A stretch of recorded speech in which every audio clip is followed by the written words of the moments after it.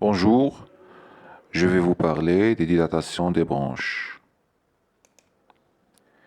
Les objectifs, définir une dilatation des branches, reconnaître ses différentes formes, comprendre le cercle vicieux de Cole, établir un diagnostic positif, reconnaître les diagnostics différentiels, rechercher les étiologies et savoir traiter et prévenir une dilatation des branches. Voici le blanc de la question. La dilatation des branches, ou bronchectasie, est une augmentation anormale et permanente du calibre des branches sous-segmentaires. Donc, c'est les branches sous-segmentaires qui sont concernées. Le diagnostic est donc morphologique basé sur le scanner.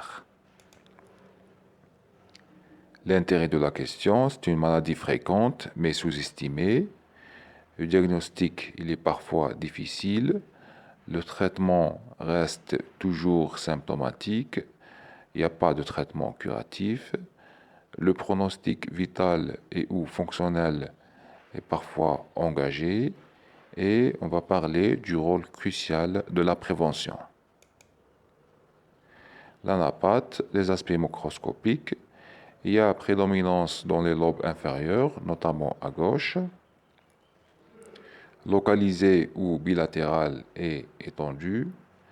Les branches dont le calibre est supérieur à 2 mm, entre le 4e et le 8e ordre de division, sont tortueuses et ramollies.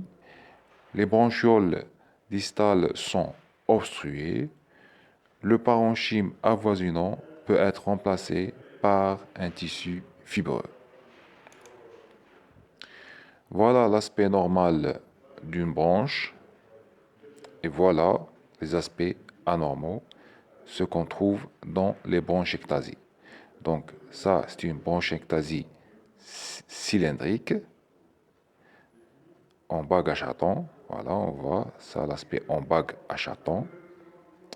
Ça, c'est une bronchectasie moniliforme. Voilà l'aspect d'une bronchectasie moniliforme. Et ça, c'est une bronchectasie kystique. Voilà l'aspect kystique. Les aspects microscopiques, on a une destruction des structures anatomiques. Tous les constituants de la paroi, c'est-à-dire tissu élastique, cartilage et muscles lisses, sont remplacés par un tissu fibreux. On a aussi un infiltrat de cellules inflammatoires, une hypervascularisation d'origine systémique. Il faut noter que la destruction bronchique est un processus évolutif. Voilà, ça c'est les branches normales. On a une paroi externe. On a ici des cils, un mucus, tout ce qui est jaune. Une bronchectasie, on a un effacement des cils, destruction du mur.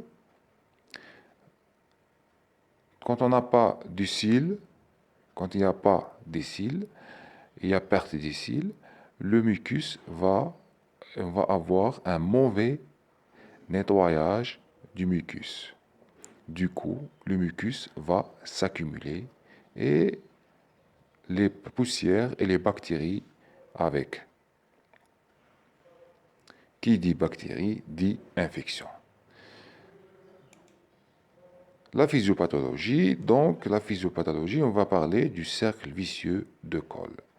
Donc, quand on a une agression, l'agression, c'est soit un agent pathogène, soit un corps étranger, soit une compression par adénopathie, etc. Donc, cette agression va engendrer une inflammation. L'inflammation, s'il y a une élimination après de l'agresseur, on va retourner à l'état physiologique. S'il n'y a pas d'élimination, on aura une hyperactivité et et une diminution de la clairance des branches, c'est-à-dire une diminution du nettoyage. Du coup, on va avoir, qui dit diminution du nettoyage, dit les infections. Le diagnostic positif, il y a les éléments d'orientation, des antécédents d'infections respiratoires à répétition, surtout durant l'enfance, des antécédents familiaux de dilatation des branches, association à des foyers ORL et odontaires, toux et expectoration, hémoptysie dans 50 à 70% des cas. On pourra avoir une dyspnée, elle est variable selon l'étendue et le niveau d'encombrement. On peut avoir aussi des signes généraux qui sont rares, comme altération de l'état général lors des épisodes d'exacerbation infectieuse. L'examen clinique, on peut mettre en évidence des signes de distension et des râles bronchiques. Les examens complémentaires, toujours, on commence par le téléthorax. Il peut mettre en évidence des clartés tubulées, des impactions mucoïdes, bronchocèles. Il faut noter que un téléthorax normal n'élimine pas le diagnostic. L'examen de référence, c'est le scanner. Le diamètre intrabronchique est supérieur à celui de l'artère correspondante. Des branches sont visualisées au tiers externe du parenchyme pulmonaire. Absence de diminution du calibre des branches à mesure que l'on s'éloigne des îles.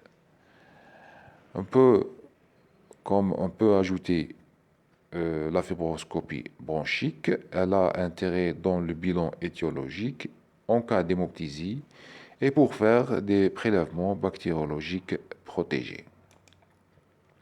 Voilà, téléthorax d'un patient qui présente une dilatation des branches et ici une coupe transversale du scanner. On voit ici dilatation des branches.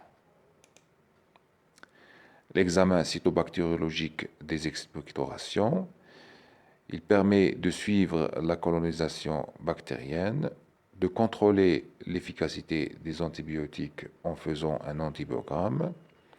Les germes fréquemment retrouvés par ordre de fréquence décroissante, l'Haemophilus influenzae, Pseudomonas aeruginosa, Staphylococcus aureus, pneumocoque et parfois Mycobacterium tuberculosis. On peut faire aussi l'exploration fonctionnelle respiratoire, qui peut mettre en évidence un syndrome ventilatoire mixte en spirométrie, une insuffisance respiratoire chronique à la gazométrie dans les stades avancés. Autre examen, la scintigraphie pulmonaire en cas de chirurgie, scanner des sinus et spermogramme. On va voir l'intérêt du spermogramme dans cette pathologie. Les diagnostics différentiels, il y a les pathologies avec une composante de dyspnée sifflante, comme l'asthme bronchique, insuffisance cardiaque gauche, en cas de bronchopneumopathie chronique obstructive. On a aussi les bronchites chroniques, tuberculose pulmonaire.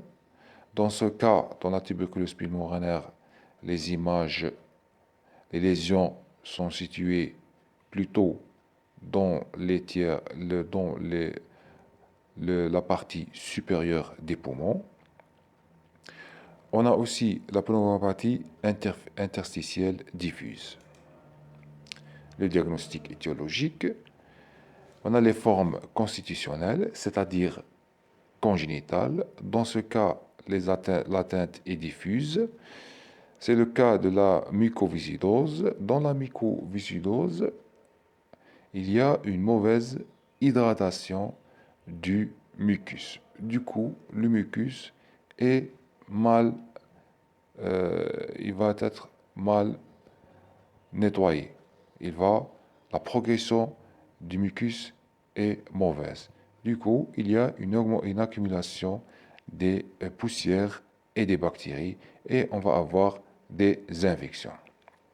Deuxièmement, il y a les déficits immunitaires congénital ou acquis, comme l'hypo ou A-gamma-globulinémie, le syndrome de Good qui associe un thymome, un déficit de l'immunité humorale et une dilatation des bronches.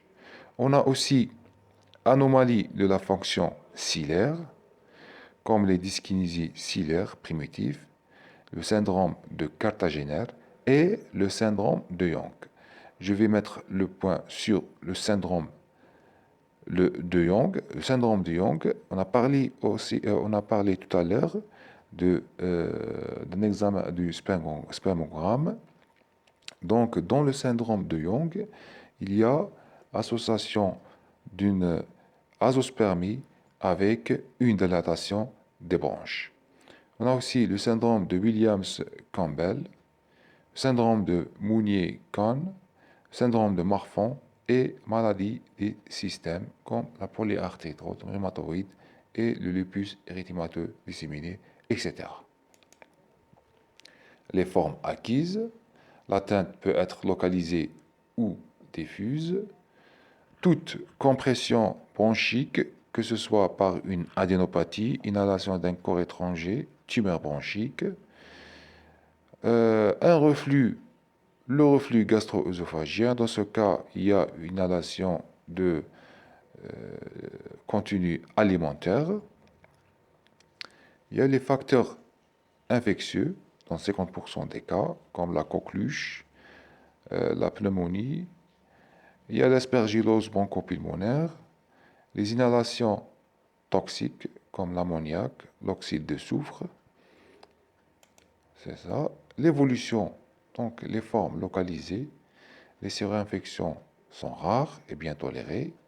Les hémoptysies, on a des hémoptysies de petite abondance. Dans les formes diffuses, les surinfections sont répétées. Il y a des suppurations pulmonaires. Les hémoptysies sont parfois cataclysmiques et ça peut aller vers l'insuffisance respiratoire chronique. Donc, c'est plus grave. On arrive au traitement. Donc, l'objectif du traitement, c'est de rompre le cercle vicieux de Cole. Améliorer la qualité de vie du malade. Éviter les complications et le passage vers l'insuffisance respiratoire chronique. Moyens et indications. Donc, premièrement, il faut permettre un meilleur drainage bronchique. Cela se fait par une kinésithérapie respiratoire, des fluidifiants, des boissons abondantes pour la réhydratation et les bronchodilatateurs.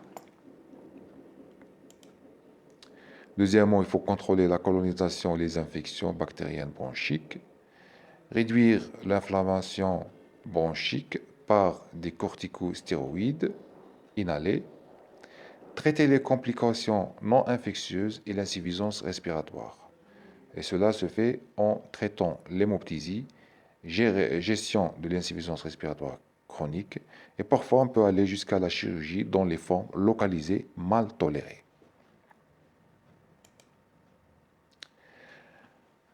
Le rôle crucial de la prévention. Donc la prévention permet il faut tout d'abord supprimer tout irritant bronchique, notamment le tabac.